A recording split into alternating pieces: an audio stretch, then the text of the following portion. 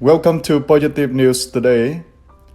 Diplomat testimony supercharges Trump impeachment probe.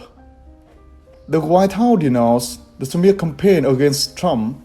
The top U.S. diplomat in UK poured fuel on Donald Trump's impeachment probe Tuesday, with a detailed account of how President pushed Kyiv to discredit one of his main political rivals, withholding U.S. military aid to exert pressure. Democrats said the congressional testimony by Bill Taylor was a stunning confirmation of their allegations that Trump abused his office by seeking foreign help to hurt Democratic candidate Joe Biden in the 2020 presidential election. It's all there. What's there left for me to say when you have such a clear and detailed statement? Said House Democrat Tom Malinowski, a former diplomat. Senior Republicans had no immediate response, but the White House rejected what it called a coordinated smear campaign from far-left lawmakers and radical unelected bureaucrats. Today was just more triple hearsays and detective leaks from Democrats' politically motivated closed-door, secretive hearings, the administration said in a statement. Every day this nonsense continues, more taxpayer time and money is wasted. In a 15-page opening statement quickly leaked to U.S. media, Taylor recounted in deep detail how Ukraine's new president, Volodymyr Zelensky, came under sustained pressure after taking office. Taylor said he was told Trump wanted Zelensky to stay publicly, that he would investigate Biden and his son Hunter for what he said was corruption in the ex-Soviet Republic. He said that the U.S. ambassador to the European Union, Gordon Sondland, told him that everything was dependent on such an announcement, including security assistance. Another carrot being dangled, Taylor said, was proposed submit between Zelensky and Trump. Emerging from the testimony, Democratic Congressman Adriano Bailout tweeted that what I heard today from Bill Taylor was very troubling and explosive.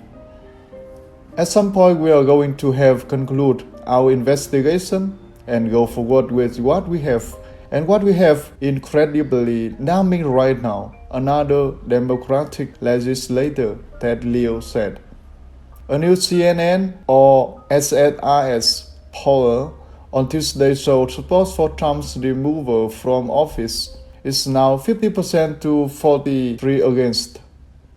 However, reflecting the intensely partisan divide among voters, 87% of Democrats are pro-impeachment compared to just 6% of Republicans. Turning to the second news, WeWork assessed SoftBank bailout plan valuing WeWork at $8 billion source. Company's controversial co-founder Adam Neumann to exist board with $1.7 billion. Japan-based SoftBank will take control of WeWork in a bailout plan that will see the office-sharing startup co-founder Adam Neumann exit the board, a person close to the matter said Tuesday. SoftBank, which already holds 29% of WeWork, will invest at least $5 billion more, the source said, which will give it control of the company. About $1.7 billion will go to Neumann, who will step down from the board of directors. The deal values WeWork at about $8 billion, a far cry from the $47 billion at the start of this year, and a fraction of the sum envisioned in an initial public offering that was abandoned last month. WeWork, which had also been weighing a bailout plan from JP Morgan Chase, declined comment. The plan provides needed funds. The troubled office-sharing company, with sources have said, must raise at least $3 billion to cover its financing needs through the end of this year. Newman stepped down as chief executive in September amid questions over perceived self-dealing between his personal assets and WeWork, and over unconventional personal conduct, including drug use.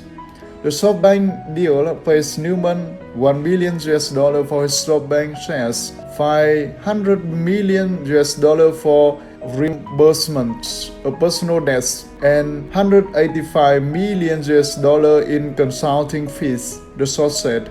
Newman will maintain a small stake in the company.